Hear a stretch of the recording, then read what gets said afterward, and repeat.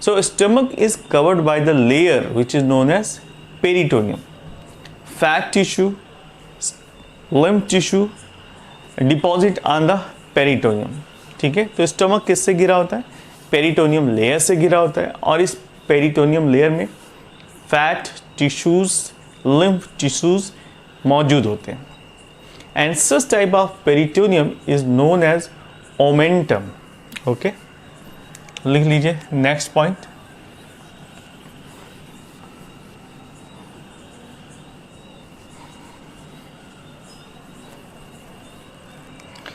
The stomach is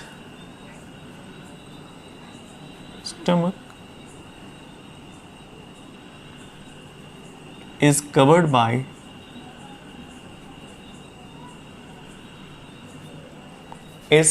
by peritoneum cavity. Peritoneum lining या layer which have good amount of fat cells, right? Fat tissues and lymph tissues. Fat and lymph tissues. That is why it is known as, अब इसी peritoneum जो lining है इसी को हम क्या कहेंगे? Omentum, which is known as omentum. Okay, ये बात क्लियर हो गई. Omentum is what? Omentum is nothing but it is a peritoneum lining which have a good amount of fatty tissue as well as lymph tissues. Okay, now next point. The left curved surface of stomach is called greater omentum. Left, ठीक है, क्योंकि ज़्यादा अंदर की तरफ दबा होता है, इसी को हम कहते हैं ग्रेटर ओमेंटम. ठीक है, और उसके अपोजिट जो राइट साइड में पाया जाता है उसे कहते हैं लेसर ओमेंटम. तो अगर हम इसको डिवाइड करें, ओके,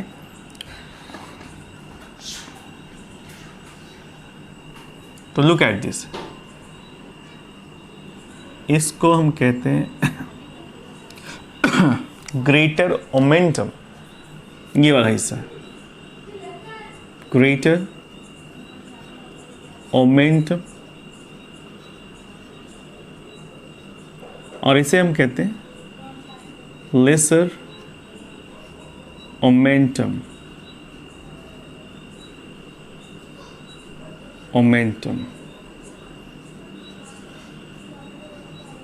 ओके, ये बात क्लियर हो गई. अगर ये बात क्लियर हो गई तो काफ़ी चीज़ें आपको समझ में आ जाएंगी कि इस तरह से हम स्टमक रीजन को डिवाइड कर सकते हैं और इससे समझना आसान हो जाता है. That portion is known as greater and this portion is known as smaller या lesser omentum. Okay, so this is all about the structure of stomach region. Now let's see about the glands which is found in the stomach region. तो अभी जो glands यहाँ पर मौजूद होते हैं उसके बारे में स्टडी करते हैं. हेडिंग डाल दीजिए गैस्ट्रिक ग्लैंड्स.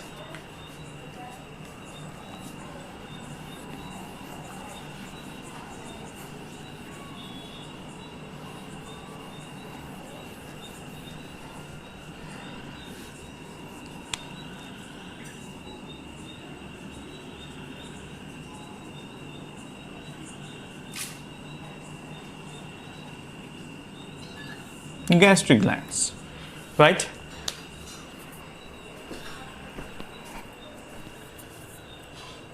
दूसरी और सेल्स पाए जाते हैं जैसे जी सेल्स. जी सेल्स को हम क्या कह सकते हैं? Gastrin cells. और एक गैस्ट्रिन सेल्स सिक्रीट करते हैं हार्मोन गैस्ट्रिन का. ठीक है, नेक्स्ट आता है अर्जेंटाफिन सेल्स. अर्जेंटाफिन जो सेल्स हैं ये प्रोड्यूस करते हैं सेरोटोनिन. सेरोटोनिन. ओके, नेक्स्ट आता है सोमेटोस्टैनिन एंड हिस्टामिन. ठीक है, तो ये 3 सिक्रीशन करते हैं, serotonin, somatostatin and histamine. Somatostatin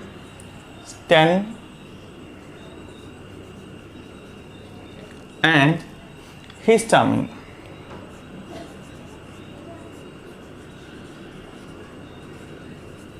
Right?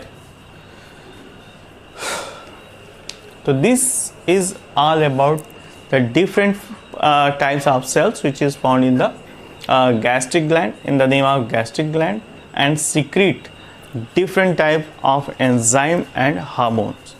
यहाँ पर आप देख सकते हैं हार्मोन गैस्ट्रिन का सिक्रीशन भी होता है। Okay, so serotonin is a vasoconstrictor. Now let's see the function समझ में आएगा तो ही समझ में आएगा कि इसका रोल क्या होता है। जस्ट जो सेरोटोनिन होता है इसको हम वैसोकॉन्स्ट्रिक्टर कहते हैं, क्योंकि जो वेन्स हैं उनका जो डायमीटर है वो रिड्यूस कर सकता है इसको, इसलिए वैसोकॉन्स्ट्रिक्टर कहते हैं। And it stimulate the smooth muscles. ये स्मूथ मसल्स को क्या कर सकता है, स्टिमुलेट कर सकता है। Somatostatin suppress the release of hormone. ठीक है, जो सोमेटोस्टेनिन है वो जो हार्मोन का रिलीज हो रहा है उसको स्टॉप कर सकता है, सप्रेस कर सकता है from the digestive tract. And histamine क्या काम कर सकता है, histamine dilates the wall of blood vessels, इसलिए इसको हम वैसो डायलेटर कहते हैं। And gastrin hormone stimulate the gastric glands to release the gastric juice. तो ये सर्टेन फंक्शन है अलग अलग। तो यहाँ पर लिख लीजिए सेरोटोनिन का फंक्शन क्या है, ये वैसोकॉन्स्ट्रिक्टर है। यहाँ पर लिख लीजिए वैसो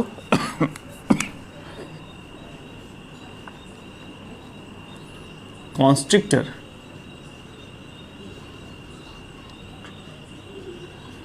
और सोमेटोस्टेनिन का फंक्शन क्या होता है, द सोमेटोस्टेनिन क्या करते हैं, ये पूरे के पूरे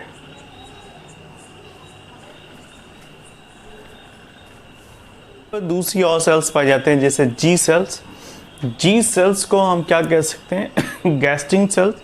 और एक गैस्ट्रिन सेल्स सिक्रीट करते हैं हार्मोन गैस्ट्रिन का। ठीक है, नेक्स्ट आता है अर्जेंटाफिन सेल्स। अर्जेंटाफिन जो सेल्स हैं ये प्रोड्यूस करते हैं सेरोटोनिन। सेरोटोनिन। ओके, नेक्स्ट आता है सोमेटोस्टेनिन एंड हिस्टामिन। ठीक है, तो ये 3 सिक्रीशन करते हैं, serotonin, somatostatin and histamine. Somatostatin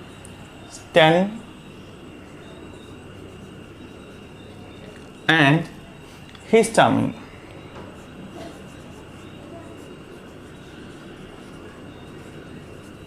Right? So this is all about the different types of cells which is found in the gastric gland, in the name of gastric gland, and secrete different type of enzyme and hormones. यहाँ पर आप देख सकते हैं hormone gastrin का secretion भी होता है। Okay, so serotonin is a vasoconstrictor. Now let's see the function समझ में आएगा तो ही समझ में आएगा कि इसका रोल क्या होता है। जस्ट जो सेरोटोनिन होता है इसको हम वैसोकॉन्स्ट्रिक्टर कहते हैं, क्योंकि जो वेन्स हैं उनका जो डायमीटर है वो रिड्यूस कर सकता है इसको, इसलिए वैसोकॉन्स्ट्रिक्टर कहते हैं। And it stimulate the smooth muscles. ये स्मूथ मसल्स को क्या कर सकता है, स्टिमुलेट कर सकता है। Somatostatin suppress the release of hormone. ठीक है, जो सोमेटोस्टेनिन है वो जो हार्मोन का रिलीज हो रहा है उसको स्टॉप कर सकता है, सप्रेस कर सकता है from the digestive tract. And histamine क्या काम कर सकता है, histamine dilates the wall of blood vessels, इसलिए इसको हम वैसो डायलेटर कहते हैं। And gastrin hormone stimulate the gastric glands to release the gastric juice. तो ये सर्टेन फंक्शन है अलग अलग।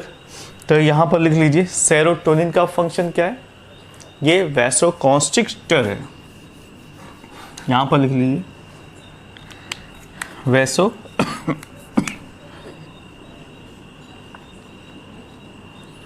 कॉन्स्ट्रिक्टर।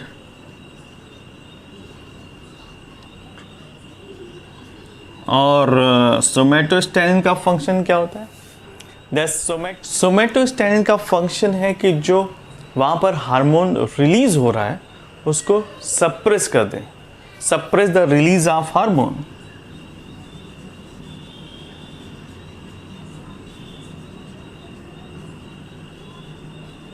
Release of hormone. और लास्ट है हिस्टामिन। हिस्टामिन एंटागोनिस्टिक होता है सीरोटोनिन के, ये वैसोकॉन्स्ट्रिक्टर है, ये वैसोडाइलेटर है, vasodilator. Okay, so these are the function of different secretion। और लास्ट में गैस्ट्रिन, ये हार्मोन गैस्ट्रिन, ये गैस्ट्रिक जूस के सिक्रीशन के लिए क्या करता है? इनिशिएट करता है, स्टिमुलेट करता है। I believe you do understand about the secretions which is secreted by the gland which is situated in the stomach region। Last class में हमने डिस्कस किया था डिफरेंट टाइप के ग्लैंड्स जो अलग अलग तरह के सिक्रीशन करते हैं, कहाँ पर? स्टमक रीजन में, right. Now look at the intestinal part. Okay, next heading डाल देते हैं, intestine. In the case of human intestine it is all about 6 to 9 metre long. अगर ह्यूमन इंटेस्टाइन की बात करें तो इसकी टोटल लेंथ 6 मीटर से लेकर 9 मीटर तक पाई जाती है। इसको हम दो हिस्सों में डिवाइड कर सकते हैं, small intestine and large intestine. लिख लीजिए intestine.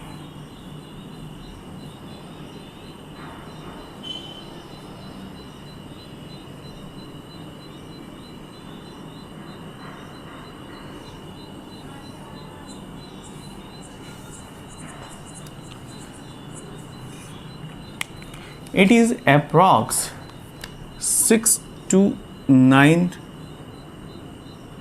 meter long, okay, and the whole intestine can be divided into two types or two part. First one is small intestine,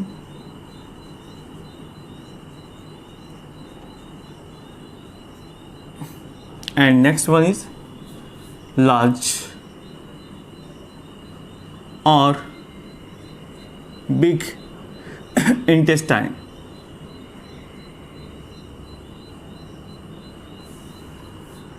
large intestine और शॉर्ट या फिर small intestine. Now look at the small intestine. The small intestine have a 3 different parts. इनको 3 हिस्सों में divide किया जा सकता है।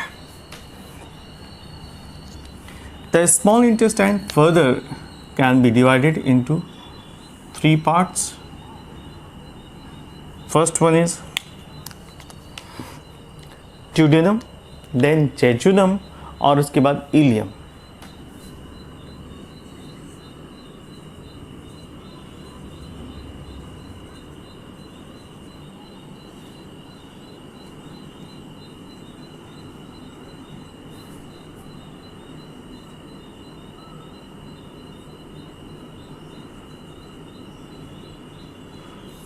So there is 3 parts: duodenum, jejunum, ileum. Okay, ileum. So in this way we can differentiate or divide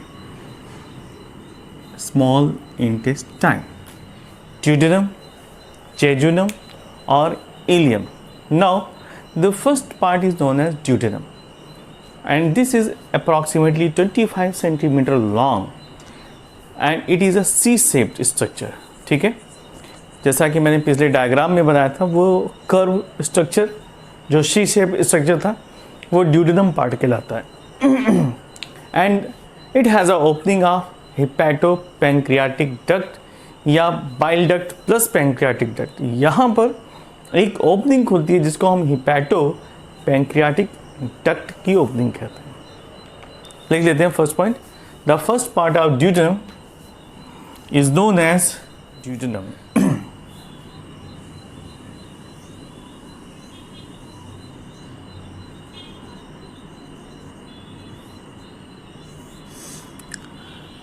Duodenum is 25 centimeter long structure. It is 25 centimeter long. Okay, 25 centimeter long and C-shaped in humans and C-shaped. Okay, first point. Next point. There is a opening of hepatopancreatic duct.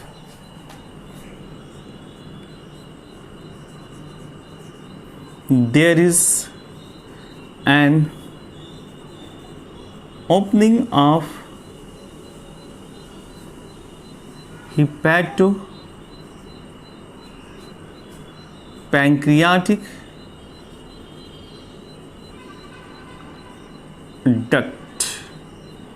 यहाँ पर एक hepato pancreatic duct की opening पाई जाती है जिसको हम commonly ये कह सकते हैं bile duct plus pancreatic duct. That means bile plus pancreatic.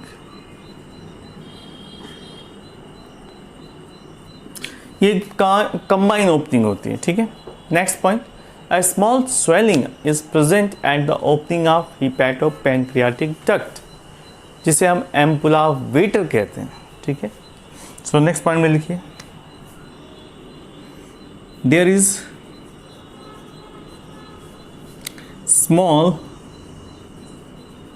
swelling. There is a small swelling which is found, कहाँ पर पाया जाता है? Which is found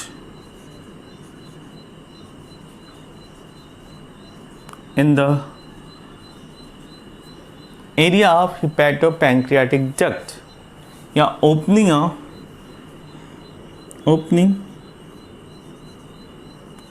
of hepatopancreatic duct, creatic duct, which is known as ampulla of Vater। बहुत पूछा गया है, इसको याद रखना है, ampulla of Vater। इसी को हम ampulla of Vater कहते हैं। ठीक है, it is the common opening of hepatopancreatic duct। इसी को हम एम्पुला वेटर कहते हैं या फिर कभी कभी इसे हम हिपैटोपैंक्रियाटिक एम्पुला कहते हैं। Next point. Sphincter of Oddi, देख लीजिए। स्फिंक्टर ऑफ ओडी यहां पर लिखते हैं।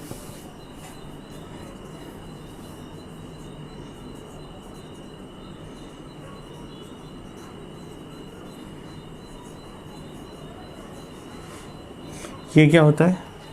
The sphincter of Oddi is found where the ampulla is Vater present. तो यहाँ पर एक रेगुलेटर पाया जाता है जो ओपनिंग को और इसकी क्लोजिंग को रेगुलेट करता है। इसी को हम कहते हैं sphincter of Oddi. Okay, it is a regulator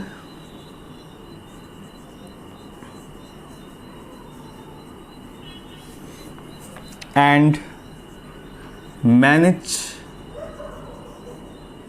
the opening and closing of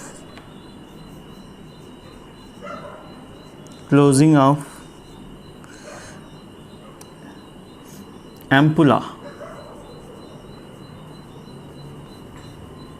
ampulla Vater को ओपन और क्लोज करने के लिए जो रेगुलेशन का काम करते हैं उसे हम इंस्फिंक्टर ऑफ ओडियाई कहते हैं।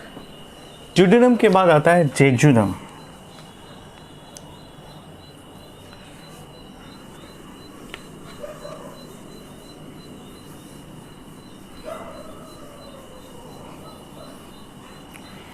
Now jejunum, this part. Jejunum is the next part, ठीक है, and the wall of intestine has thin layer of longitudinal and circular muscles.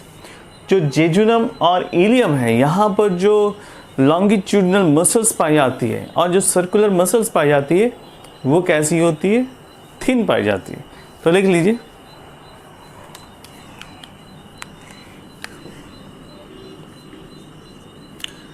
the wall of jejunum and ileum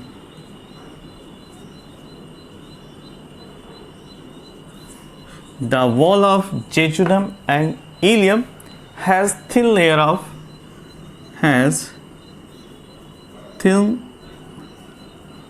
of longitudinal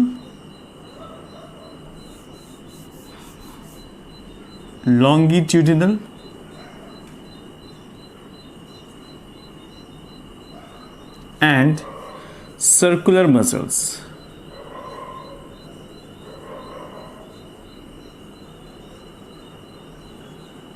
okay, यानी जो jejunum और ilium की internal layer है वहाँ पे length wise जो मसल्स पाई जाती है उनको हम कहते हैं लॉन्गिट्यूडनल मसल्स, और जो सर्कुलर फैशन में पाई जाती है उसको हम सर्कुलर मसल्स कहते हैं। तो दोनों कैसी होती है? थिन पाई जाती है as compare to duodenum. Okay, now next point, mucosa has a fold, जिसे हम फोल्ड्स ऑफ कर्किंग कहते हैं या फोल्ड्स ऑफ वल्वुली कहते हैं। ठीक है, next point, muscles have fold, mucosa have folds। यहाँ पर काफ़ी फोल्डेड पाया जाता है। It is known as what? Folds of Kerking, which is known as folds of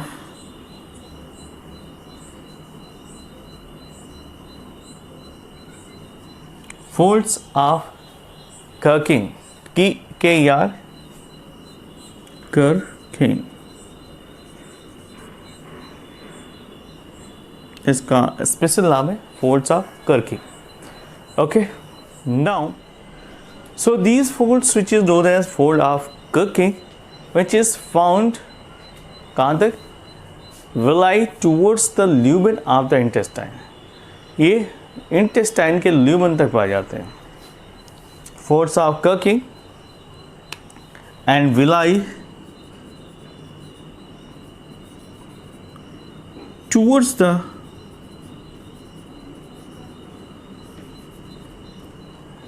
the lumen of the intestine, lumen of the intestine,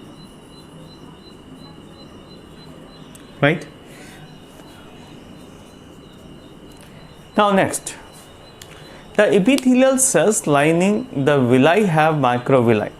जो epithelial lining पाई जाती है वहाँ पर villi पाए जाते हैं, एंड वहाँ पर विलाई के साथ साथ माइक्रोविलाई भी पाया जाता है, जो फर्दर क्या करते हैं? इंक्रीज़ कर देते हैं सर्फ एब्जॉर्प्टिव एरिया को, क्योंकि जितने छोटे छोटे फिंगर लाइक प्रोजेक्शन इंक्रीज़ हो जाते हैं ये एब्जॉर्प्शन की सरफेस को इंक्रीज़ कर देते हैं। So the intestinal glands crypt of Lieberkuhn have epithelial cells, जिसको हम जो कि म्यूकस का सिक्रेशन करते हैं। दे हैव अ पेनिथ सेल्स जो कि डाइजेस्टिव एंजाइम का सिक्रेशन करते हैं। एंड नेक्स्ट पॉइंट लिखिए, the villi and surface villi, the villi and microvilli increases या increase the absorptive surface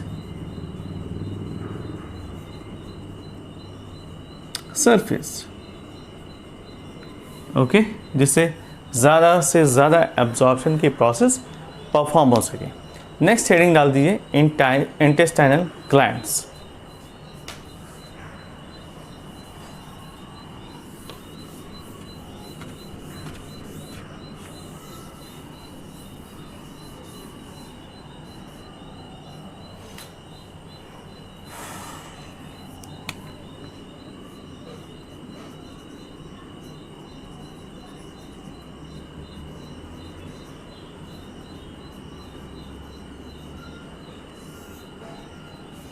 Now, in the case of intestinal gland में first point डालते हैं crypts of लीवरकून।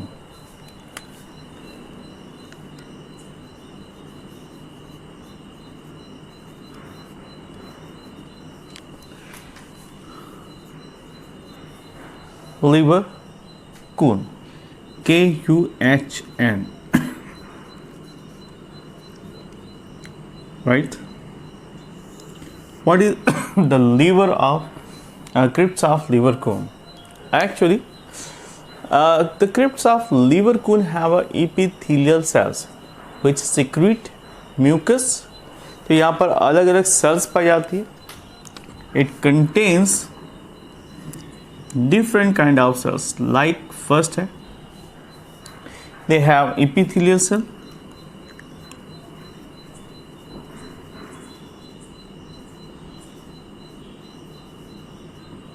Next, they have special Paneth cell.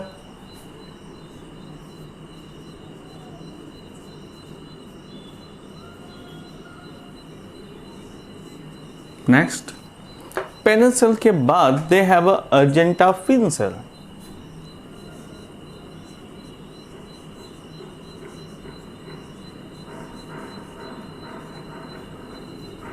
Okay.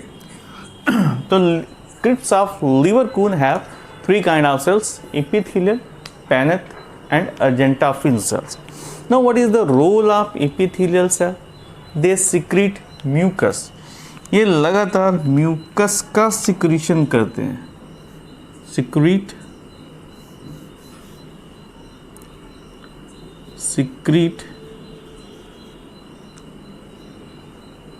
mucus. Okay, Paneth cell. Okay, इसका main purpose क्या होता है? They secrete digestive enzyme.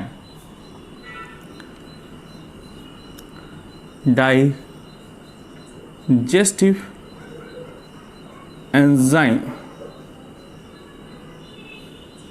Next, argentaffin cells. ठीक है, इनका फंक्शन क्या है? ये भी सिक्रीशन करते हैं, बट ये सिक्रीट करते हैं हार्मोन्स. ठीक है, they secrete hormones. So these are different kind of secretions which is secreted by the crypts of Leverkusen, right? Next.